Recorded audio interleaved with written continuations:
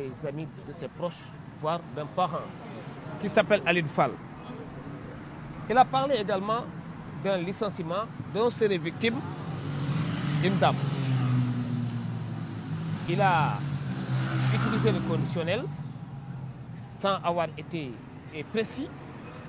Et je ne vois pas en quoi pourrait-il être poursuivi ou être mis sous la sellette pour avoir eu à proférer des propos injurieux, voire diffamatoires à l'endroit de ces personnes sus-indiquées, qui ont certes droit au respect de leur vie privée.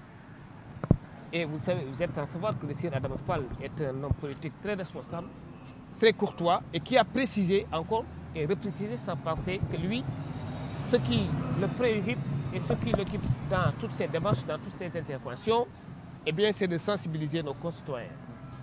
Il n'a jamais été animé d'une intention malveillante tendant à diffamer X ou Y.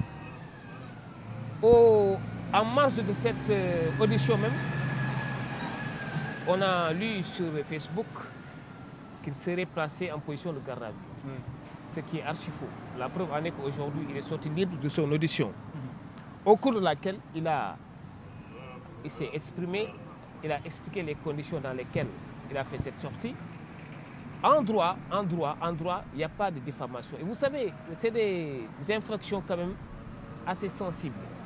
Dans les pays occidentaux, dans les démocraties occidentales, les citoyens ont tendance, pour désengorger un peu les unités de police et de gendarmerie, à déférer ces procédures par devant les tribunaux correctionnels. C'est pour éviter que ce qui se pratiquait sous l'ancien régime ne se reproduise. Vous savez que Voltaire, je le cite, par lettre de cachet, à la faveur d'une lettre de cachet, a été emprisonné. Aujourd'hui, à ce rythme, si on se met à poursuivre des citoyens pour avoir proféré des propos dans le cadre d'un état de droit, eh bien, on risque de retourner à cet ancien régime. Fort heureusement, ces excellents enquêteurs, rigoureux qui sont, pertinents qui sont, ayant un sens élevé de la politique pénale, ont compris que dans cette affaire, il n'y a pas lieu de poursuivre. De toutes les façons, le commissaire de police, le commissaire Faye, que je remercie encore une fois pour son professionnalisme, va transmettre le dossier au parquet. Et le parquet prendra 3 décisions. Soit il va estimer qu'il n'y a pas lieu à poursuivre parce que l'opportunité des poursuites ne se pose pas. Et là, le parquet va classer sans suite. Si le parquet estime qu'il y a lieu à ouvrir une information, eh bien le parquet va saisir le magistrat instructeur au fin d'enquêter à charge et à décharge. Sinon, ça peut passer en procédure de flagrance. La personne poursuivie mise sur la scène peut comparaître par devant le juge des flagrants délits.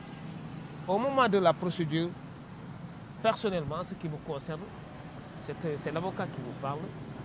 Je suis à même de vous dire, même si, bien évidemment, il y a le secret de l'enquête qui s'impose, mais je pense que ce qui a été dit est à travers aujourd'hui les réseaux sociaux.